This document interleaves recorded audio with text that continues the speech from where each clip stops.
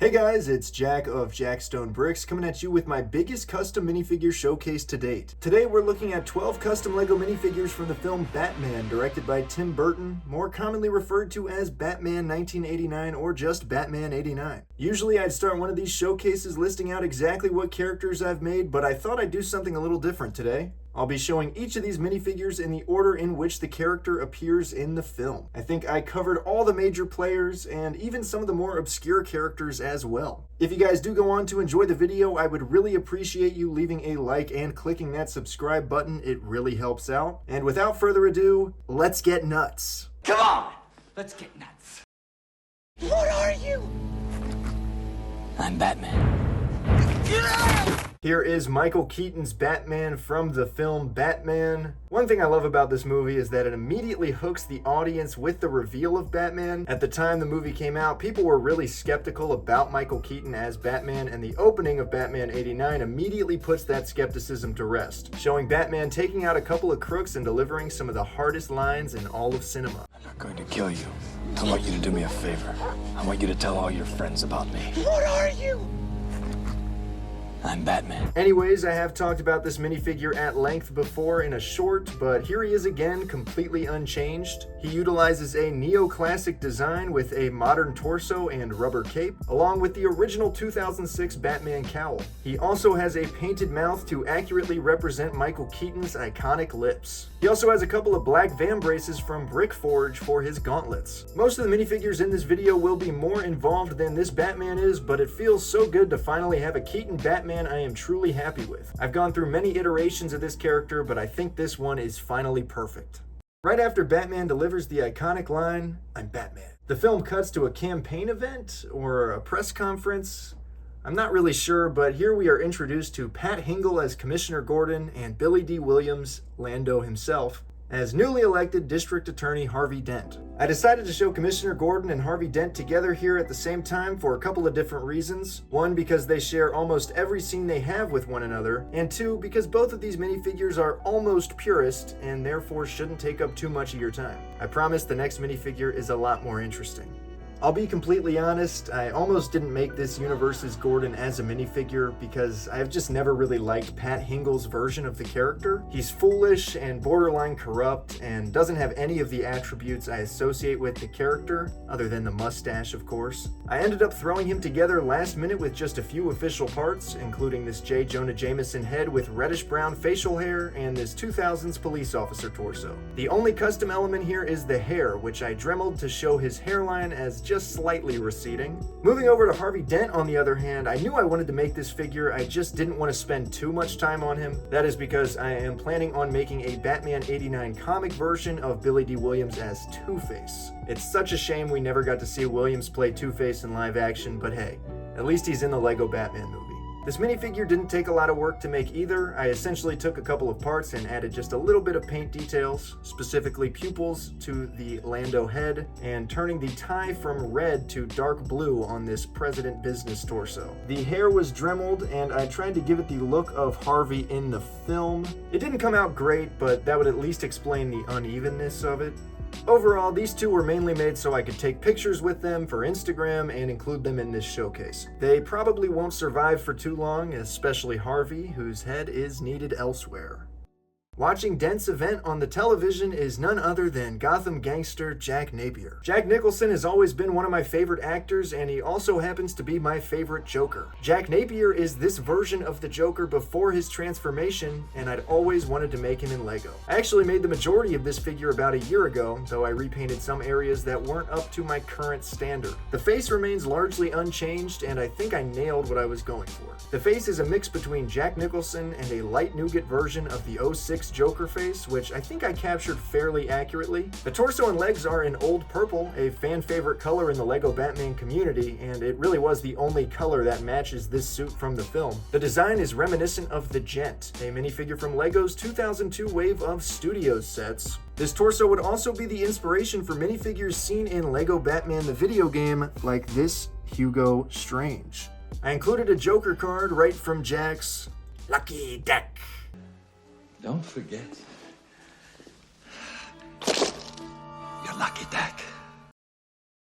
We go back to the streets of Gotham, just below Batman's iconic introduction to meet the corrupt police lieutenant Eckhardt, skeptical of the existence of a bat-like creature taking out criminals. I don't know why I spent so long making this figure, but I spent at least 3 or 4 hours making him. He's a relatively minor character in the film, but has always left a lasting impression on me. Maybe it's because the actor, William Hootkins, played parts in both the original Star Wars and Raiders of the Lost Ark. Maybe it's because the character always reminded me of Harvey Bullock. Whatever the case, this has always been my favorite role of his, with sleaze oozing through the screen. The head on this minifig is actually the same head I used for Gordon, that being a J. Jonah Jameson head with reddish-brown facial hair. Only this time I removed the majority of the printing, then painted to try and accurately match the look of Eckhardt in the film. Putting him next to Gordon, I can barely tell they're the same head. The torso took me the longest, as I tried to get the look of a trench coat over a suit while also depicting Eckhardt's figure. That explains the crease in the stomach, and the changing button sizes are meant to mimic 3D. I think the torso came out incredibly actually, and it is one of my favorites in this showcase and even of all time. I dremeled this hat to make the fedora just a little bit smaller. Dremeling, if you couldn't tell, is incredibly important to this showcase. Finally, I gave this minifigure a revolver and part of an Indiana Jones whip to act as the character's signature cigar. Alexander Knox, Gotham City's seemingly least respected reporter, enters the scene and questions Eckhardt about the alleged bat attack. Eckhardt refuses to comment. As a kid, I always really liked the character of Alexander Knox, played by Robert Wool, but in my latest rewatch while prepping for this video, I realized he's kind of a dick. Just generally unlikable and a little bit pervy too. I still think I nailed this minifigure though. The torso, and legs as well, depict a tied-up trench coat, which I think gets that point across better than Eckhardt's open coat did. I used old light gray, which has a slight hint of tan, since I wasn't exactly sure what color Knox's coat was. I think light gray was the most accurate, and this looks exactly how I wanted it to. The head is from the Speed Racer minifigure Gray Ghost, which is kind of funny if you're a Batman the Animated Series fan. I think it captures the doofus nature of the character pretty perfectly. The hat is a custom fedora. I don't know where it's from, to be honest, but it looks great for this character. I also threw in a tape recorder for his accessory. When Eckhardt finally gets away from Knox, he goes into an alleyway to do business with Jack Napier. When he pulls a gun on Jack, Bob the Goon pops out from behind, pointing a gun at Eckhardt. Bob the Goon, played by friend of Jack Nicholson, Tracy Walter, has always been a memorable character to me, as many of the characters in this movie have been. He has very few lines, but such a great screen presence, and his death is iconic in its own right. Bob? Gun. I opted to make Bob in his Joker Gang uniform from later in the film. For his head, I used the 06 Goon head from Lego Batman as both a gag, and since it almost kinda looks like Bob, I changed up the size of the glasses a little bit, added a stubble mustache, and a scar on his cheek. It might not be perfect, but since I like my minifigures to fit in with the 06 Batman style, this works for me. The torso took me a long time to paint, and it's not entirely accurate, unfortunately. I decided not to paint the Joker logo on his chest, since it would have been nearly impossible and likely infuriating to even attempt. I know my limits. The rest of this torso is pretty simple, but I think I did a pretty good job getting all the details across. The hair/hat combo on this minifigure is probably my favorite part, as I took a standard female hairpiece and cut off the top of it, leaving only the bottom showing underneath this hat. This is a tactic I've seen others do before, but for whatever reason I hadn't tried it, and I think it came out great. For accessories, I gave him a boombox and a camera, even though Lawrence is technically the boombox Goon. Maybe someday I'll get the official Lawrence minifigure, but he is a little bit out of my price range. The next day, Knox goes into the newsroom and sees a pair of legs at his desk.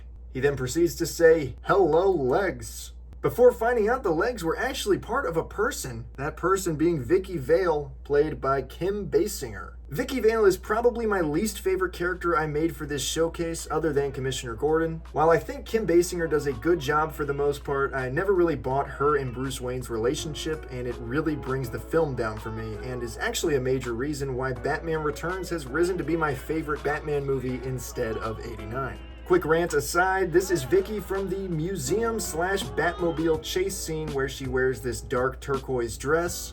And yes, it is totally dark turquoise and not sand green Lego. Sand green? Really? Anyways, the only part worth talking about is the dress, which was a pretty simple piece to paint. The head is Elsa Schneider from Indiana Jones and the Last Crusade, and the hair is a pretty standard female hairpiece from the late 2000s. I generally try not to use any modern hair pieces, and thankfully this piece just barely came out before 2010. I do make exceptions to that rule, but every other hairpiece in this showcase is from before 2010, so it makes me happy to have that cohesion.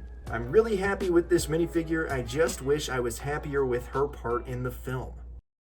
The legendary crime boss Carl Grissom is introduced next, sending Jack Napier to his demise over Jack's alleged affair with his girlfriend, mistress, wife. It's not really explained, she's just referred to as his quote-unquote woman. You set me up over a woman. A woman! I didn't make Alicia for this showcase, but I did make Carl Grissom in the robes he wears in his final moments. Carl Grissom, played by famed B-movie actor Jack Palance, is another character with minimal screen time who made such an impression on me. The way he delivers every line is off-putting and frightening, but also campy and hilarious. You are my #1 guy. The minifigure uses a knockoff Professor X head as a base, though most of that face has been completely erased and repainted here. I think I did a good job, but something's a little off. Either the eyes are too big, or it's something with the mouth. I'm not sure, but either way I still think it looks good. The torso and legs came out really well in my opinion, with that gold dotted pattern and chest hair peeking out. I gave him both a pistol and a butterbeer from Harry Potter, but the way I have displayed it is supposed to indicate a glass of whiskey. Maybe I'll get a more accurate glass someday, but for now this works for me. While Jack Napier goes to Axis Chemicals, Bruce Wayne is throwing a party for Harvey Dent's successful DA campaign. In this scene, we are finally introduced to Alfred, played by the late great Michael Gough. This version of Alfred is pretty much perfect and feels right out of the comics. He doesn't get a lot to do in this movie, but his presence is warm and his performance is great. The only Alfred I prefer is Michael Caine, a rare favorite of mine from the Dark Knight trilogy. This minifigure is practically purist, only utilizing a dremeled hairpiece to get Michael Gough's hairline across. The head is from the 04 Dumbledore, and the torso is from none other than the Michael Gough Alfred from 2022. I do like that figure, but it does not fit in my collection at all. I also gave him a white collar used on Alfred in the Lego Batman movie, and an old dark gray shield with a wine glass on top. Definitely not my most interesting figure, but a very important one nonetheless. Shockingly, the second to last character introduced in this Batman minifigure showcase is Batman's alter ego Bruce Wayne. I've always loved Michael Keaton as Bruce Wayne. He's not comic accurate at all, coming across as a total weirdo or even a nut job, but I think he's great. This is a weird interpretation of Batman after all, one helmed by the guy responsible for some of the strangest movies you'll ever see. Batman kills people in this universe, which, no, I'm not a big fan of, but still. Adaptations don't copy and paste, and this film was made in the 80s where Stallone and Arnold shoot-'em-ups dominated at the box office. I think this quirky, scrawny Bruce Wayne absolutely works as this universe's Batman. Another quick rant aside, this minifigure is one of my favorites even without any torso detail at all. His head was this standard scowl face from 2010, seen in a couple different themes, and I just removed the printing and repainted it with this iconic look.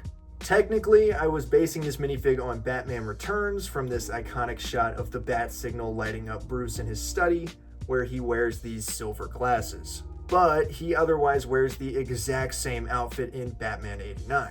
I think those aforementioned glasses came out really well, and the lips on this figure might even be better than the ones on the standard Batman. The hair is also custom using the Mutt Williams / Agent Chase hair in black, dremeled to try and get his hairstyle across. Lego used a pretty creative hairpiece to get Keaton's hair, but I think this one might look just a little more accurate and it fits into that pre-2010 threshold. The rest of the minifigure is pretty plain with a black torso, old dark gray legs, and a modified bow tie piece to represent his turtleneck sweater. On the surface, this is a simple minifigure, but a lot of work went into making it perfect, at least for me.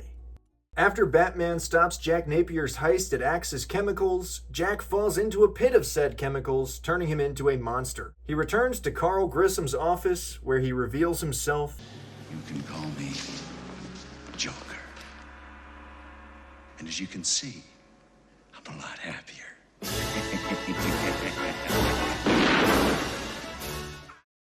I've already said Jack Nicholson is my favorite Joker, and this minifigure version of that Joker just might be my favorite minifigure I've ever made. I know I'm biased, but damn, this came out good. I gotta give a shout out to LEGO for producing the perfect Joker face print all the way back in 2006. While a lot of people think this face and minifigure as a whole were based on the animated series, I think the face print at the very least was based on Jack Nicholson. I mean, the set he first came out in depicts the climax of Batman 89 almost perfectly. Anyways, all I added to that face were some dimples under his mouth to make it look even more like Jack. The torso is that same 2006 Joker torso with a substitution of some of the colors, changing green to dark turquoise, black to orange, and adding a dark turquoise vest. I also turned the flower pink and added polka dots onto that bow tie. I have done a short on this minifigure already, but there has been one major change since then. In my short, the hair color was completely wrong. It was way too dark, almost as dark as LEGO's dark green color, and I changed that by mixing a couple of different greens together to match LEGO's standard green. Then I used a gloss varnish to give it that plastic sheen and prevent the paint from wearing off. I might add a varnish to all my painted minifigures going forward, but I might need a less glossy one for that, because this thing is glossy. For accessories, he has several. First, he has this purple fedora, which is from Brick Tactical, and I happen to find on Facebook of all places. When he has the hat on, I like to give him this modified rifle piece. This gives him the look from his parade at the end of the film. I can also change his appearance to match the museum scene with this heavily modified gangster head from Indiana Jones and the Temple of Doom. I think the face is a near perfect match for Joker with skin tone paint. I also gave him this custom painted beret from Venom CBW, as well as a painted black cane which he uses in that scene. Lastly, here is Joker from near the end of the film where he's wearing glasses, because of course Batman wouldn't hit a guy with glasses. You wouldn't hit a guy with glasses on, would you? Huh? Oh wait, he would. This face was originally a Venom CBW part, which I then painted the glasses onto, and also the chin dimples. I also included this bang gun, which is a design I came up with basically taking a wand slash lightsaber piece and connecting it to a black revolver. These accessories and different looks for the character are part of why I love Jack Nicholson's Joker so much. I love the variety of the costumes, and he's just so damn funny. There's a lot of Jokers, even a lot of good Jokers, but Jack Nicholson's Joker is the Joker for me. And hey, we've got the same name, so that's pretty cool. Well, I think we did exactly what we set out to do and got pretty nuts. This video has been a passion project of mine for as long as I can remember. So many of these characters are so obscure that I thought I'd never have minifigures of them, especially not ones as good as these. This has been a fun almost month of making these guys, and I couldn't be happier with the outcome. It did take me a really long time to make the figures and make this video, so a like and a subscription would be very much appreciated. Did I miss anyone? Should I have made Lawrence, Alicia, or even the mayor? Which minifigure is your favorite? And let me know who your favorite Joker is. Also, let me know if you enjoyed this more structured style of video. This is the first showcase where I actually had notes and almost an entire script of like 8 pages. Anyways, I appreciate your time sticking through this whole video, and thanks for stopping by.